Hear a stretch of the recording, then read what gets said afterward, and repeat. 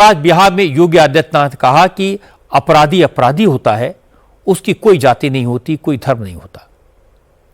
योगी आदित्यनाथ ने कहा कि अपराधियों का इलाज वैसे ही होना चाहिए जैसे यूपी में हो रहा है।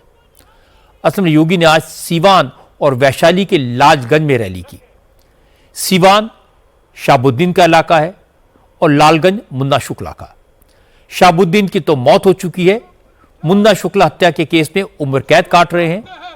सीवान की रघुनाथपुर सीट से शाहबुद्दीन का बेटा ओसामा शहाब चुनाव के मैदान में है और लालगंज से मुन्ना शुक्ला की बेटी शिवांगी शुक्ला मैदान में है। दोनों आरजेडी के उम्मीदवार हैं, इसीलिए लालगंज में योगी आदित्यनाथ ने मुन्ना शुक्ला की याद दिलाई। कहा कि बिहार के लोगों को लालू के जंगल राज को भूलना नहीं चाहिए। मैं आपको बता दूं कि मुन्ना शुक्ला ने राबड़ी देवी की सरकार के मंत्री ब्रिज बिहारी प्रसाद की हॉस्पिटल में घुसकर दिन दहाड़े हत्या करती थी और इसी मामले में मुन्ना शुक्ला को उम्र कैद की सजा हुई है, वो जेल में है। आज उसी मुन्ना शुक्ला की बेटी को आरजेडी ने उम्मीदवार बनाया है। योगी ने कहा कि माफियाओं को संरक्षण नहीं, बुलडोजर की जरूरत होती है। यूपी में जितने भी माफिया हैं वो मिट्टी में मिला दिए गए, उनकी संपत्ति पर बुलडोजर चले और खाली हुई जमीन पर नए घर बनाकर गरीबों में बांट दिए गए। यही बिहार में भी होगा। नौजवान बेरोजगार था, व्यापारी का सरेआम हत्या होती थी, कौन नहीं जानता है। बिहार सरकार के मंत्री के रूप में श्री ब्रिज बिहारी प्रसाद जी के साथ क्या घटना घटित हुई थी। आरजेडी को 15 वर्ष मिले थे, 15 वर्ष में आरजेडी ने नहीं किया। आज जब ये लोग आए हैं, इंडी गठबंधन कांग्रेस आरजेडी के रूप में आपके बीच में आई है, बहनों और भाइयों, ये तो आए हैं इसलिए सत्ता में आएंगे, माफिया राज ये लोग लेके आएंगे, गरीबों को मिलने वाले राशन पर डकैती डालेंगे, बेटी और बहन की सुरक्षा पर सेंध लगाएंगे, व्यापारियों को लूटेंगे। लेकिन एनडीए ये नहीं होने देगा, बीजेपी और एनडीए का गठबंधन ये नहीं होने देगा। आप देखते होंगे यूपी के अंदर, उत्तर प्रदेश के अंदर विरासत भी और विकास भी, माफिया के साथ कैसे व्यवहार होता है।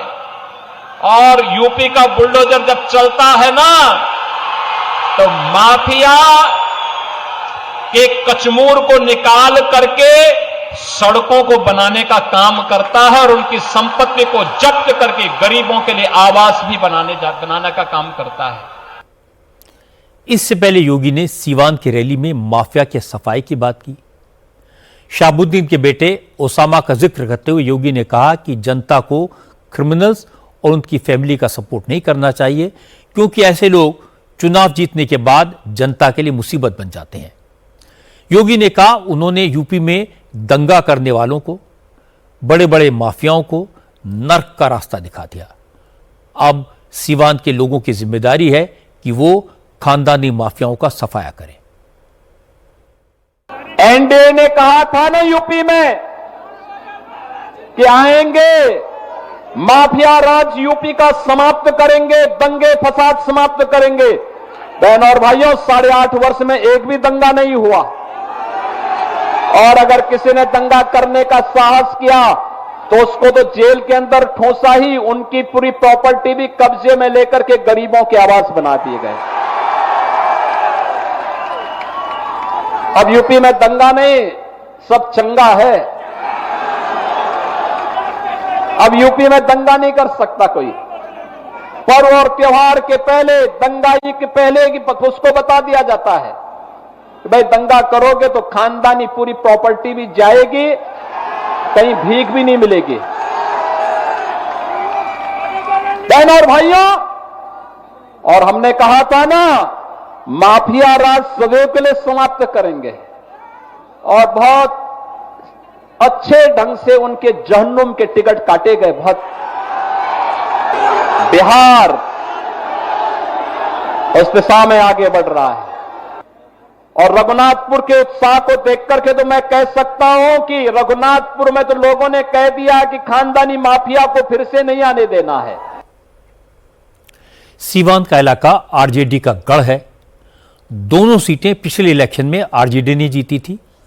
पिछली बार चिराग पासवान की पार्टी एनडीए में शामिल नहीं थी। रघुनाथपुर में एलजेपी के उम्मीदवार को 50,000 से ज्यादा वोट मिले और इसका फायदा आरजेडी के हरिशंकर यादव को मिला। वो 17,000 वोटों से चुनाव जीत गए।